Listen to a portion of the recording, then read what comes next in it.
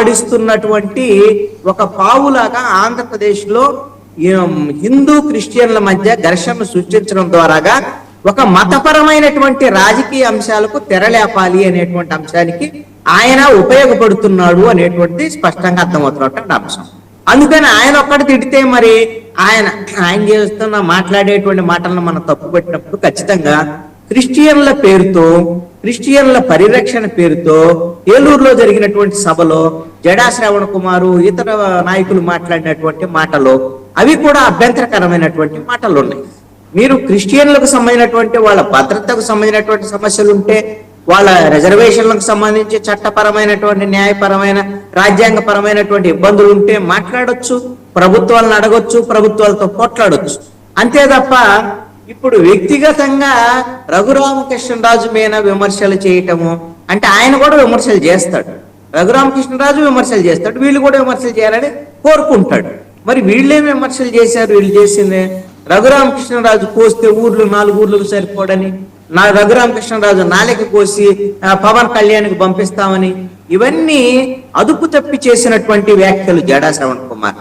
ఇది ఖచ్చితంగా క్రిస్టియన్లకు కూడా లాభం కలిగించేటువంటి అంశం కాదు ఇది. ఎందుకు అనంటే వాళ్ళ సమస్య ఏదైనా ఉంటే, వాళ్ళు ఎదుర్కొంటున్నటువంటి సమస్యలు ఉంటే వాటి మీద మాట్లాడి ప్రభుత్వాలతో పోట్లాడాల్సినటువంటి బాధ్యత ఉంటుంది.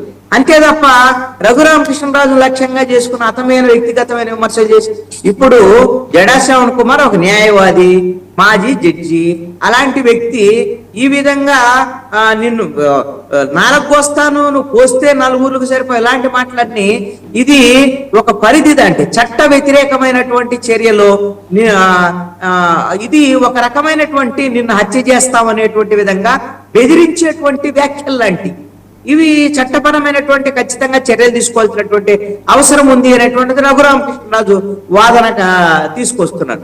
అయితే జడా శ్రవణ్ కుమార్ చేసినటువంటి వ్యాఖ్యలు ఇప్పుడు ఏమైనాయి అంటే, రఘురామకృష్ణరాజు ఆ వ్యాఖ్యల మీద రెస్పాండ్ అవుతూ ఆయన మాట్లాడినటువంటి మాటలు కూటమి ప్రభుత్వంలో కొంత అల్లకొల్లం సృష్టించేటువంటి విధంగా, రాజకీయంగా కొన్ని సంక్షోభం తెచ్చేటువంటి విధంగా మారినటువంటి పరిస్థితి ఉంది.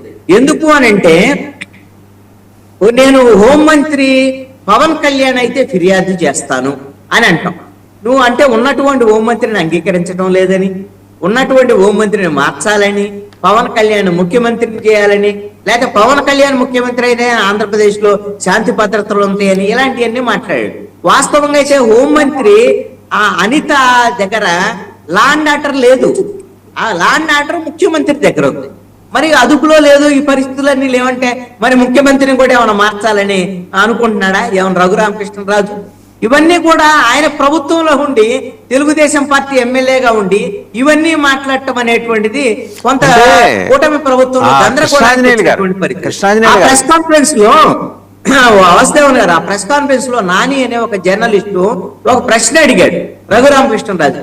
ఏమని అంటే, జడా శ్రవణ్ కుమార్ ఆ సభలో మాట్లాడుతూ రఘురామకృష్ణరాజును తిట్టాడు, అదే విధంగా జగన్మోహన్ రెడ్డిని కూడా తిట్టాడు, అందరిని తిట్టాడు, కానీ చంద్రబాబు నాయుడు నన్ను నారా లోకేష్ తిట్టలేదు, ఎన్టీ రామారావును పొగిడాడు కూడా.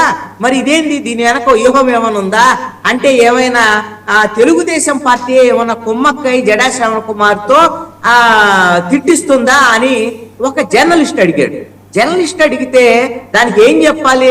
రఘురామకృష్ణరాజు తెలుగుదేశం పార్టీ ఎమ్మెల్యేగా చంద్రబాబు నాయుడు ఎందుకు అలా అంటాడు అనడు, అసలు అలాగే ఎందుకు ప్రోత్సహిస్తాడు జడా శ్రవణ్ కుమార్ని అని అనాలి. ఏమన్నాడు అని అంటే, ఇదేంది బాగా కన్ఫ్యూజన్ గా ఉంది నీ ప్రశ్న, ఇలా చంద్రబాబు నాయుడు చెయ్యకూడదు అని నేను కోరుకుంటున్నాను అని చెప్పాడు.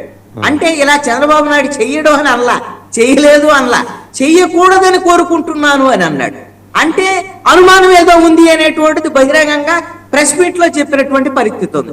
అదే విధంగా సునీల్ కుమార్ మీద చర్యలే తీసుకోలేదు ఈ ప్రభుత్వము, ఇప్పుడు జడా శ్రవణ్ కుమార్ మీద నేను కేసు పెట్టినా అసలు చర్యలు తీసుకుంటుందో లేదో చెప్పలేను అని చెప్పాడు. అంటే ఇవన్నీ కూడా తన ప్రభుత్వం మీదే తన అనుమానాలు వ్యక్తం చేసినటువంటి పరిస్థితి ఉంది, తన ముఖ్యమంత్రి మీదే అనుమానం వ్యక్తం చేసినటువంటి పరిస్థితులు ఉండవు. వైఎస్ఆర్ కాంగ్రెస్ పార్టీ టైంలో ఏ విధంగా అయితే జగన్మోహన్ రెడ్డి మీద వైఎస్ఆర్ కాంగ్రెస్ పార్టీ ఎంపీగా ఉండి ఆయన రివర్స్ బ్యాటింగ్ స్టార్ట్ చేసినటువంటి పరిస్థితి ఉందో, ఇప్పుడు అధికార పాలనలో పార్టీలో ఉండి తెలుగుదేశం పార్టీ మీద మరి రివర్స్ బ్యాటింగ్ ఏమైనా స్టార్ట్ చేశారా తెలుగుదేశం పార్టీ వాళ్ళు చూసుకోవాలి.